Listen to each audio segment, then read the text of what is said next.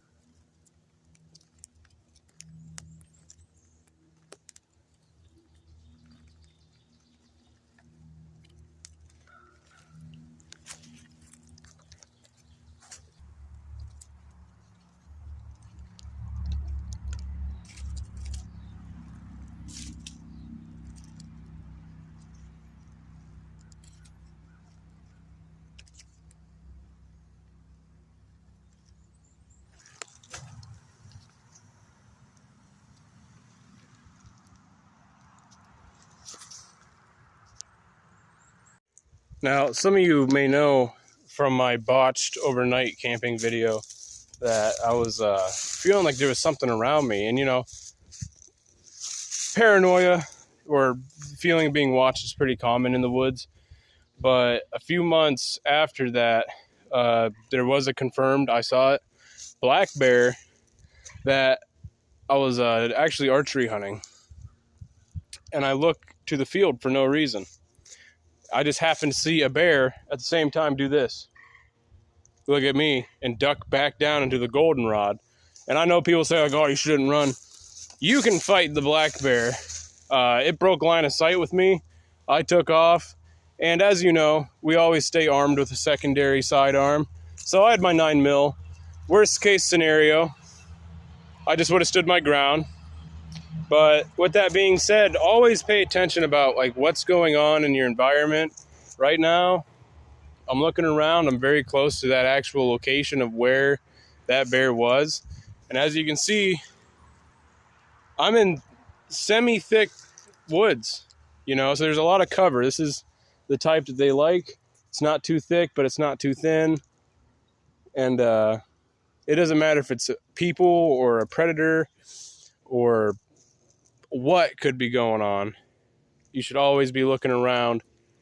And that way, even if something's watching you, even if you don't see it, it's going to be more likely aware that you are aware. And you're making yourself less of a target, both consciously and subconsciously. So, and I don't know how loud the cars are. There's a road like a quarter mile down, but the sound travels. So hopefully it's not too bad. But I just wanted to throw that in there. You know, personal experiences might help somebody out. But as of right now, we got that fire going real good. We just got a regular old soup can that I tried to do my last video of this in. It didn't work out too well. I'm just going to be showing you what to do with the fire. You don't want to keep it too close. If it starts bubbling rapidly, if it catches on fire, obviously, you might not know these things, but it's stuff that I've made mistakes with in the past, and that's not going to be the consistency or the tempering that you're going to want to use for your pitch. So I'm going to let this fire die down a little bit. In the meantime, I am going to start processing some of this. And you can just look at it. I mean, like, we got some beautiful nuggets here. I mean, just gorgeous. Some of it has some thick bark, but look how gooey that is where it's good. I mean, especially up here. It almost looks like a live resin. I mean, some of this more gooey stuff, I don't even want to touch it because it's just going to totally instantly gets on your hands. And that's so thick and gooey. We really, yeah, look at that action. Look at that. That right there is premium. That's the best out of the whole kit and caboodle right there. And we actually have so much that I don't think I'm going to be able to fill up this can. So I'll have to melt some down. Looks like about this much is going to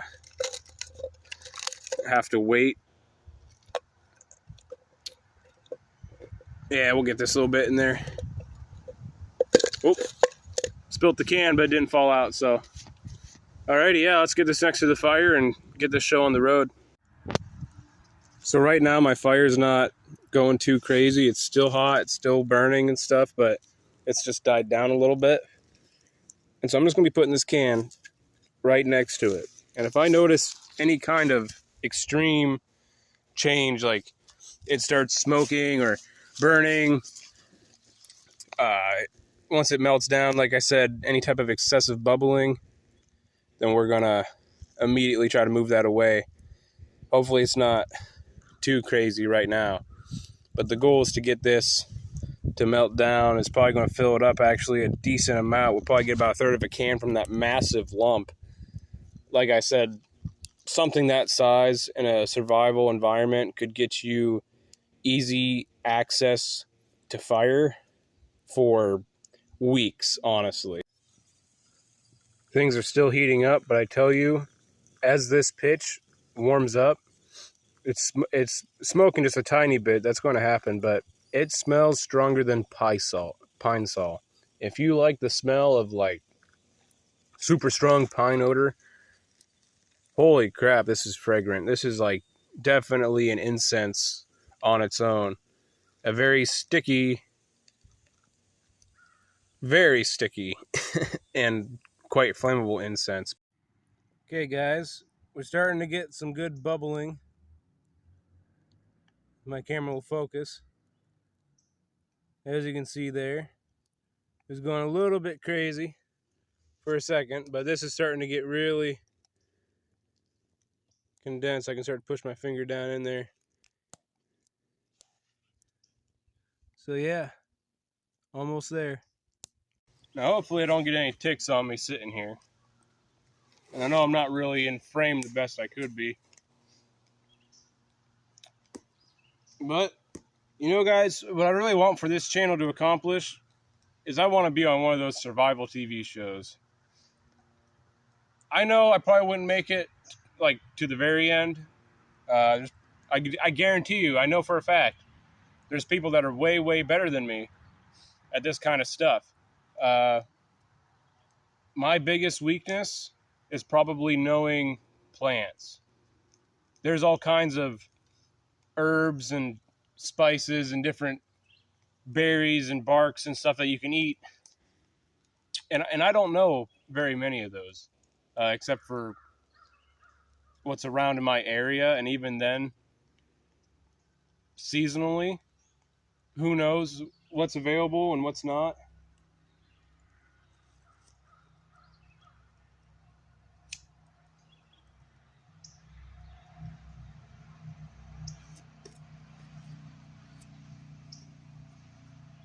I'll tell you what,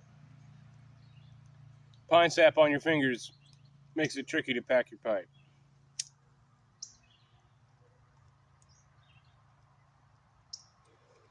You can quote me on that in a big book somewhere.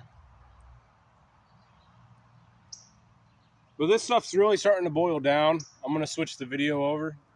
But just a little life update, you know. I got a kid coming any week now, so that's crazy. I don't think that was part of the channel last time that I was recording this.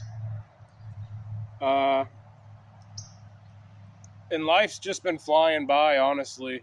That's why when I found this pine pitch today, I know this video is kind of improv and it's not the best, but I gotta take time out when I can, because otherwise everything just gets ahead of me. This smells so good, not the pipe, but this pine sap right now, like I said earlier, oh my goodness, that is super fragrant. Super fragrant.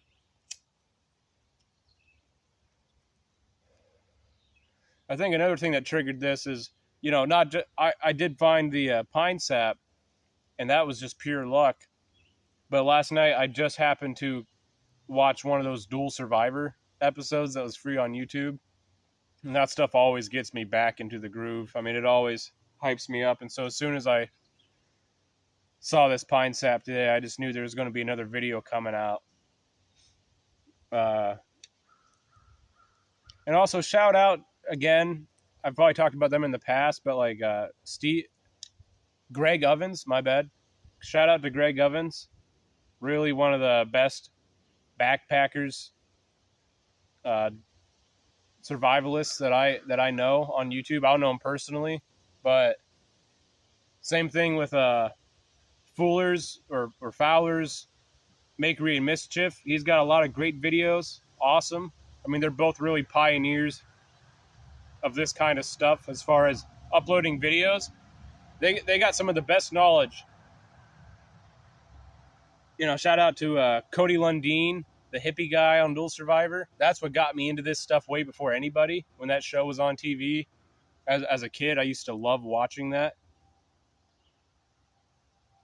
So, you know, enough ranting about that. But seriously, I mean, this is it's a passion of mine, and I haven't touched on it in probably close to a year. So, if not longer. So I'm just really happy to be back in it. I can't remember if that video was last October or the October before. Like I said, life's just been flying by between bills and getting married and all kinds of stuff. So it's been wonderful. I just got to take time to do this too, you know? Otherwise, it'll never happen. And I just got done recording my little monologue, but as you can see, that's really starting to get down. It's got a little bubble to it. It's bubbling a little bit fast, but you know, it's such a big container and I got so much to do. But look at that though. Look at that just submerge into that honey tar. But yeah, just look at that. That is just oil, man. That is beautiful, beautiful resin. And look how much freaking fuel that adds to the fire. You really kind of need something good to wick it on, otherwise it just kind of goes out like on a little stick like this until you really refine it, and even then it's not great. Okay guys, this is pretty much it here. We're getting pretty damn close to the end.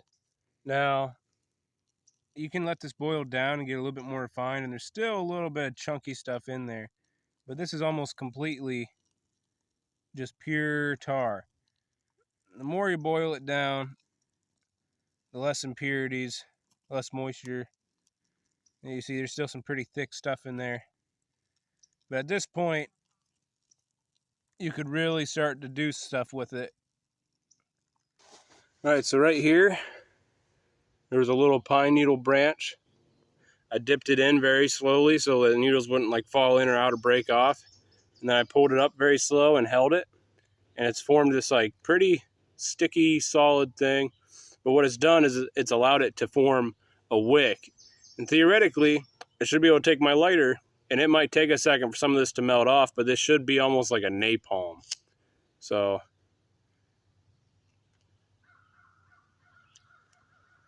now that it's got something to wick onto, might need a little bit more here. Yeah.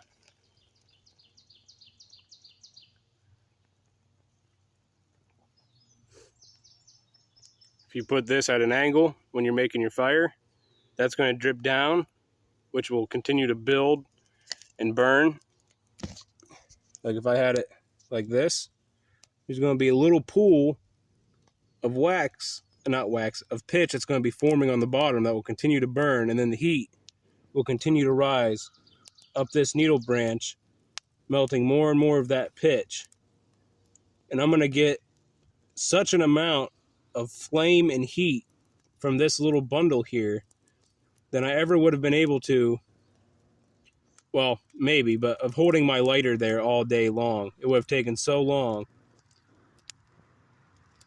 You can also, once it gets going, you can rest it flat like so, and you can start putting your stuff on top of that, your little twigs and whatnot. Let me see if I can find some little twigs. Start putting your little twigs up on top, and then they're going to also absorb some of that pitch as well. But like I said too, I think the angled approach is probably the best because heat rises up and it will form a steady puddle. But you know, that's just an awesome little thing that you can keep, and you could make with that jar easily probably 50 of those. And just keep them in a good spot, you know. And they're going to be water resistant too, because that pitch is very thick. It's not going to soak up moisture too easily. And then you're just going to be able to keep adding to it. I don't have the best little branches on hand. I wasn't really planning on building a little fire on this stump, but just little by little. I know the camera angle kind of sucks and it's a little bit shaky, but super wonderful material. I'm going to take this off the fire. It's starting to get a little brown, but be very careful whenever you're handling this stuff, because when it's this volatile, when it's this wet and melted, that would be like napalm getting on you, and it would burn very, very, very painfully. and be incredibly sticky as well. You'd never get that off. This should burn for a couple of minutes at least. And yeah, like once you get a wick, you know, like these little pine needles, because there's multiple of them, and it dips down into here instead of it just being one stick that it burns off of and doesn't work too well. If you had some sort of cloth, it might be able to work. And what I'm going to do is I'm going to save this container and make a short, like 5 or 10 minute video on different kinds of wicks and different kinds of containers for making multiple fire starters out of a can like this. So yeah, and just look how long that's lasting. I mean, like if I had it upright properly and stuff, look at that. Holy shit. That's just amazing right there. Look at that. That's about an 8 to 10 inch flame right in front of me. Look at that. So anyway, but yeah guys, this has been Hank Survival. Hopefully you learned something. I hope you go out there, have fun, give me recommendations and ideas for future videos. And other than that, when it comes to knowledge, ask, and you will seem like a fool for a second, but you will be wiser for eternity. Peace.